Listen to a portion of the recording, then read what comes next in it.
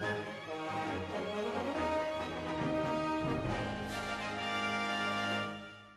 guys, it's Nikki. So this week on the Autistic Feminist, we talk about the reason this series was created in the first place, why neurodiversity is important to feminism. Anyone who's an active feminist knows the old saying that goes, if you don't fight for all women, you fight for no women. But for one reason or another, many neurodivergent and disabled women are not getting too much attention.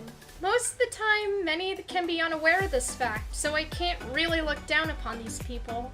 So the least I could do is educate them about it. The official definition of neurodiversity is the range of differences in individual brain function and behavior traits, regarded as part of a normal variation in the human population. It's mostly used within the context of autism spectrum disorders. So basically, neurodiversity fights for those whose brains don't function normally in society. A good chunk of mainstream society considers autism a disease, but the neurodiversity movement pushes the fact that we're not broken or diseased. We just need help sometimes, some more than others. Many people also think that disability rights is not a social justice issue since disabilities have been associated with the medical field for the longest time. But it actually has a lot more to do with social justice than most people think. As you all know, feminism is about equality and justice for women, and many women out there are disabled or neurodivergent, so if we exclude them, we're missing a massive part of the population. Just like if we exclude women of color and LGBTQ women.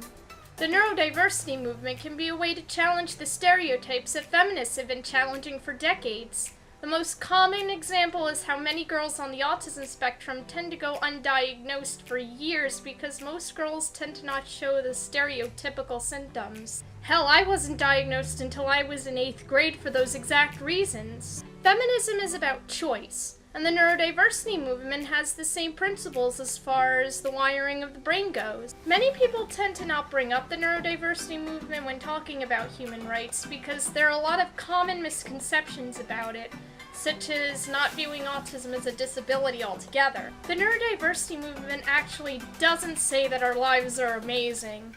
Our lives can be difficult, and our difficulties vary depending on the person, but that doesn't mean that there's anything wrong with us. Plus, fighting for disability rights means fighting for better accommodations to lead to a more successful life. Believe it or not, needing help and deserving basic human rights are not mutually exclusive.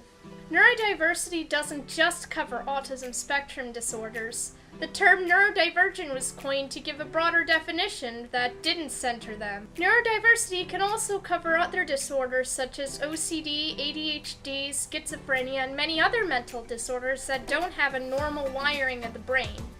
With that, when we exclude neurodivergent women from feminism, we're excluding more than half the women that need to be fought for. Well, that's it for this week's episode. Have an awesome week, and I will see all of y'all next time.